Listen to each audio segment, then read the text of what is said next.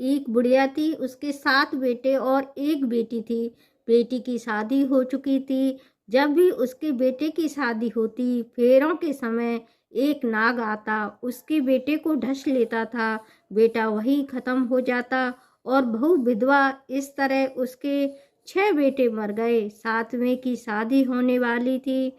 इस तरह अपने बेटों पर इस तरह अपने बेटे के मर जाने के दुख से बुढ़िया रो रो के अंधी हो गई थी।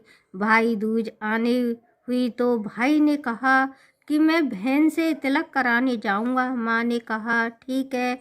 उधर जब बहन को पता चला कि उसका भाई आ रहा है तो वह खुशी से पागल होकर पड़ोसिन के घर गई और पूछने लगी कि जब बहुत प्यारा भाई घर आए तो क्या बनाना चाहिए। पड़ोसिन उसकी खुशी को देखकर जल भुन गई और कह दिया कि दूध में रसोई लेप के घी में चावल पका, और बहन ने ऐसा ही किया।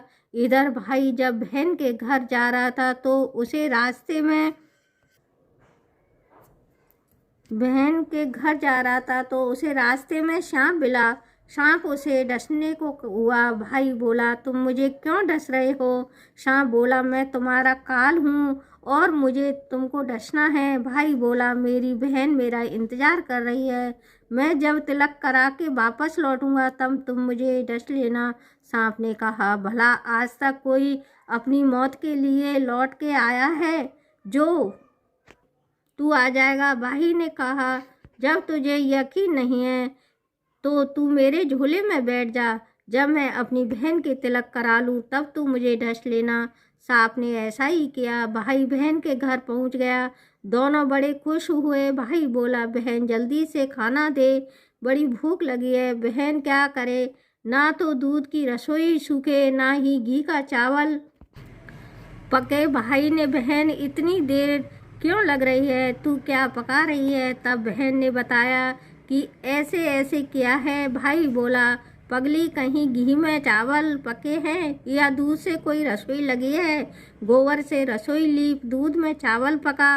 बहन ने ऐसा ही किया। खाना खा के भाई को बहुत जोर से नींद आने लगी कि इतने में बहन के बच्चे आ गए। बोले मामा मामा हमारे लिए क्या लाए हो। भाई बोला मैं तो कुछ नहीं लाया। बच्चों ने वह झोला ले लिया, इसमें सारा था। जैसे ही सरफ था उसे खोला, उसमें हीरे का हार निकला। बहन ने कहा भैया तूने बताया नहीं कि बहन ने कहा भैया तूने बताया नहीं कि तुम मेरे लिए इतना सुंदर हार लाए हो। भाई बोला बहना तुझे पसंद है या तो ले ले, मुझे हार का क्या करना। अगले दिन भाई बोला अब मुझे जाना है, मेरे लिए खाना रख दे। बहन ने उसके लिए लड्डू बना के एक डब्बे में रख दिए। भाई कुछ दूर जाकर थक कर उधर बहन के जब बच्चों को जब भूख लगी तो माँ से कहा कि माँ खाना दे दो। माँ ने कहा खाना अभी बनने में देर है। तो बच्चे बोले कि मामा को जो रखा है वही दे दो। तो वह बोली कि लड्डू बनाने के लिए बाजरा पीसा था वही बचा पड़ा है, चक्की में जाकर खा लो। बच्चों ने देखा कि चक्की में तो सांप की हड्डियां पड़ी हैं। यही बात माँ को आकर बताई तो वह बावड़ी सी होकर भाई के पीछे भागी। रास्ते भर लोगों से पूछती कि किसी ने मेरा गैल बटेव देखा है, किसी ने मेरा गैल बटेव देखा है। तब एक ने बताया कि कोई लेटा तो है पेड़ के नीचे, देख ले वही तो तेरा भाई नहीं है क्या। भागी भागी पेड़ के नीचे पहुंची।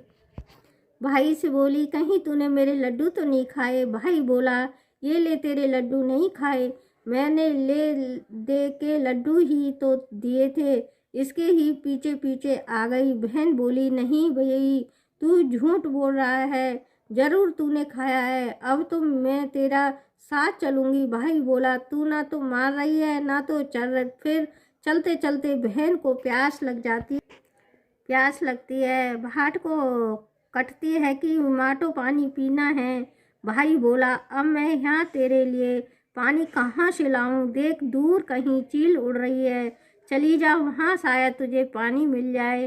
तब बहन वहाँ गई और पानी पीकर जब लौट रही थी तो रास्ते में देखती है कि एक जगह जमीन में 6 शिलाएं गड़ी हैं और एक बिना गड़े रखी थी। उसने एक बुढ़िया से पूछा कि ये शिलाएं कैसी हैं। इस बुढ़िया ने बताया कि एक बुढ़िया है, उसके 7 बेटे थे, 7 बेटे थे और 6 बेटे थे तो शादी के मंडप में ही मर चुके हैं, तो उनके नाम की ये शिलाएं जमीन में गड़ी हैं। अभी 7वें की शादी होना बाकी है। जब उसकी शादी होगी तो वह भी मंडप में ही मर जाएगा, तब यह 7वीं शिला भी जमीन में गड़ जाएगी। यह सुनकर बहन समझ गई ये शिलाएं किसी और की नहीं बल्कि उसके भाइयों के नाम की हैं। इसने उस बुढ़िया से अपने 7वें भाई को बचाने के लिए उपाय पूछा। बुढ़िया ने उसे बतला दिया कि वह अपने 7वें भाई को कैसे बचा सकती है। जब जानकर वह वहाँ से अपने बाल खुले कर के पागलों की तरह अपने भाई को गालियाँ देती हुई चली आई। भाई के पास आकर बोलने लगी, तू तो जलेगा, कुटेगा, मरेगा। भाई उसके ऐसे व्यवहार को देखकर चौंक गया, पर भाई के कोई समझ में नहीं आया। इसी तरह दोनों भाई बहन माँ के घर पहुँच गए। थोड़े समय के बाद भाई के लिए सगाई आने लगी।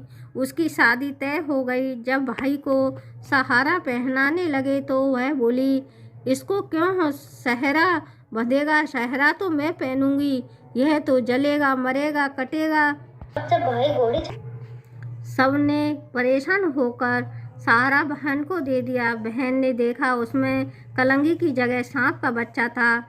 बहन ने उसे निकाल के फेंक दिया। अब जब भाई घोड़े चढ़ने लगा तो बहन फिर बोली, ये घोड़ी पर क्यों चढ़ेगा? घोड़ी पर तो मैं बैठूंगी, यह तो जलेगा, मरेगा, इसकी लाश को चील कौवे खाएंगे। सब लोग वह परेशान, सब उसे घोड़ी पर भी चढ़ने दिया। अब जब बारात चढ़ने को हुई तब बहन बोली, ये क्यों दरवाजे से निकलेगा? ये तो पीछे के रास्ते से जाएगा, दरवाजे में तो मैं निकलूंगी। जब वह दरवाजे के नीचे से जा रही थी तो दरवाज़ा अचानक गिरने लगा। बहन ने एक ईंट उठाकर अपनी चुनरी में रख ली। दरवाजे वहीं रुक गया। सब लोगों को बड़ा अचंभा हुआ। रास्ते में एक जगह बारात रुकी तो भाई को पीपल के पेड़ के नीचे खड़ा कर दिया। बहन कहने लगी, ये क्या छाँव में खड़ा होगा? यह तो धूप में खड़ा होगा, छाँव में तो मैं खड़ी होंगी। जैसे ही पेड़ के नीचे खड़ी हुई, पेड़ गिरने लगा। बहन ने एक पत्ता तोड़कर अपनी चुनरी में रख लिया। पेड़ वहीं की वहीं रुक गया। अब तो सबको विश्वास हो गया कि यह बावली कोई जादू टोना सीख कर आई है, जो बार बार अपने भाई की रक्षा कर रही है। ऐसे करते करते फेरों का समय आ गया।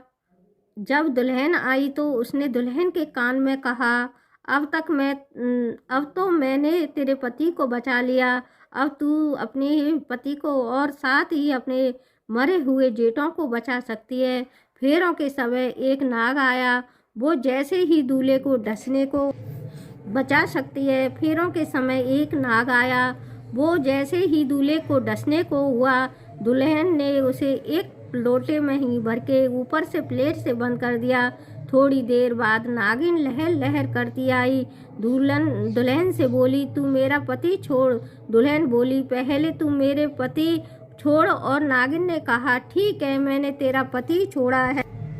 दुल्हन, ऐसे नहीं, पहले 3 बार बोल। नागिन ने 3 बार बोला। फिर बोली कि अब मेरे पति को छोड़। दुल्हन बोली, एक मेरे पति से क्या होगा? उसने बोलने के लिए जेठ भी तो होना चाहिए। एक जेठ भी छोड़। नागिन ने एक जेठ को भी प्राण दे दिए। फिर दुल्हन ने कहा, एक जेठ से